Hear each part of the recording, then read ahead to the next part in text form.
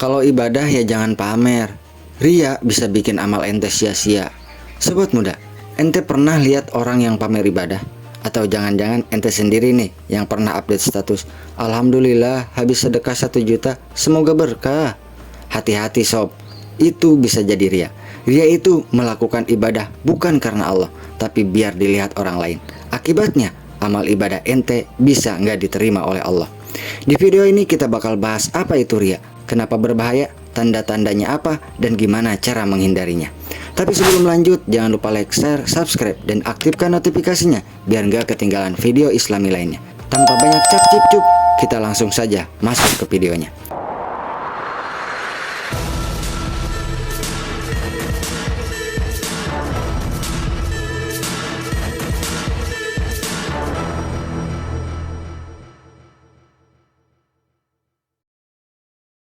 Assalamualaikum warahmatullahi wabarakatuh.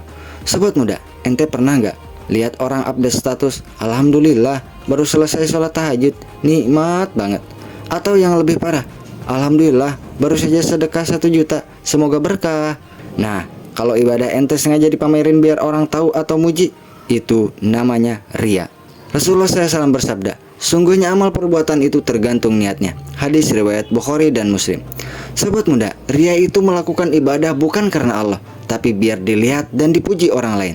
Rasulullah SAW bersabda, barang siapa yang beramal agar didengar orang lain, maka Allah akan memperdengarkan niat itu di akhirat. Dan barang siapa yang beramal agar dilihat orang lain, maka Allah akan memperlihatkan niatnya itu di akhirat. Hadis riwayat Muslim. Sholat biar dibilang alim, anggota 5 monyet kali, bukan karena Allah, tapi biar dipuji. Sedekah biar viral di sosmed, semoga berkah, tapi sebenarnya mau dapat views dan likes. Baca Al-Quran dengan suara keras biar dikagumi, bukan buat mendekatkan diri kepada Allah, tapi buat show off. Pokoknya kalau ente ibadah, tapi lebih mikirin, nanti orang-orang bakal muji gue nggak ya? Wah, bahaya sob, bahaya. Kenapa ria itu berbahaya? Sobat muda, ente tahu nggak kalau ria itu dosa besar? Bahkan amal ibadah ente bisa nggak ada nilainya di sisi Allah. Rasulullah SAW bersabda, sesungguhnya yang paling aku takutkan atas kalian adalah syirik kecil, yaitu ria. Hadis riwayat Ahmad. Bisa jadi syirik kecil karena ente lebih takut nggak dipuji orang daripada nggak diterima oleh Allah. Amal ibadah jadi sia-sia karena niatnya bukan karena Allah.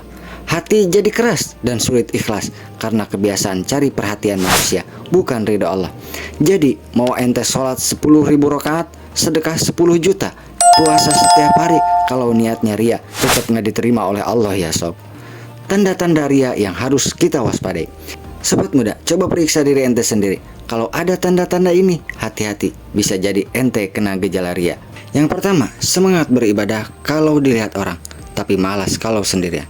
Di masjid kita sholat dengan khusyuk, di rumah malah tidur aja. Yang kedua, suka pamer ibadah di sosial media. Alhamdulillah baru selesai puasa Senin Kemis nih, Masya Allah, tabarakallah. Yang ketiga, kecewa kalau nggak dipuji atau diperhatikan orang. Kalau nggak ada yang muji, nggak semangat ibadahnya sob. Yang keempat, suka membandingkan ibadah dengan orang lain. Aneh lebih rajin tahajud daripada dia. Allah SWT berfirman di dalam Al-Quran, mereka yang melakukan kebaikan untuk pamer kepada manusia, dan mereka tidak mengingat Allah kecuali sedikit sekali. Quran Surah An-Nisa ayat 142.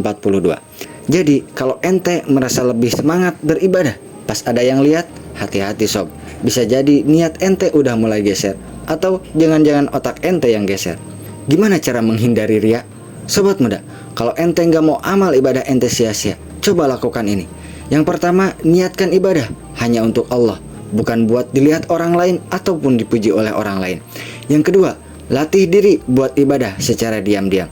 Sholat malam tanpa cerita-cerita ke orang lain. Yang ketiga, kurangi pamer ibadah di sosial media, biar antara ente dan Allah saja yang tahu apa yang ente lakukan. Yang keempat, jangan terlalu peduli dengan pujian atau kritik orang lain. Yang penting Allah ridho terhadap perbuatan kita. Yang kelima, sering-sering baca doa minta perlindungan kepada Allah dari ria. Nih doanya sob. Ya Allah, aku berlindung kepadamu dari perbuatan syirik yang aku sadari, dan aku memohon ampunan atas perbuatan syirik yang tidak aku sadari. Hadis riwayat Ahmad. Mau amal ente murni karena Allah, latih ikhlas dan jauhi ria.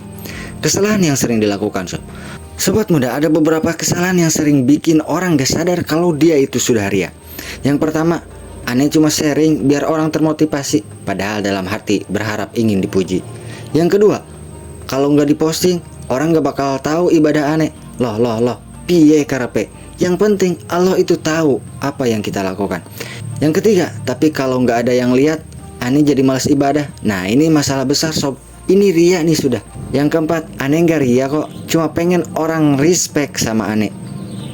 Dah, itu tuh namanya ria, itu tuh namanya pamer. Rasulullah SAW bersabda, sesungguhnya Allah Subhanahu wa Ta'ala tidak melihat bentuk, rupa, dan harta kalian, tapi Dia melihat hati dan amal kalian. Hadis riwayat Muslim. Jadi jangan sibuk cari perhatian manusia, tapi carilah perhatian Allah sob. Jangan sibuk mencari pengakuan dan validasi manusia, carilah validasi dari Allah yang menjamin surga. Jadi sobat muda, daripada ibadah ente sia-sia gara-gara ria, mending mulai latih diri buat ikhlas dari sekarang. Oke sobat muda, kalau video ini bermanfaat jangan lupa share ke teman-teman ente biar makin banyak yang ngerti, dan pastinya subscribe biar nggak ketinggalan konten islami lainnya. Sampai jumpa di video berikutnya sob. Assalamualaikum warahmatullahi wabarakatuh.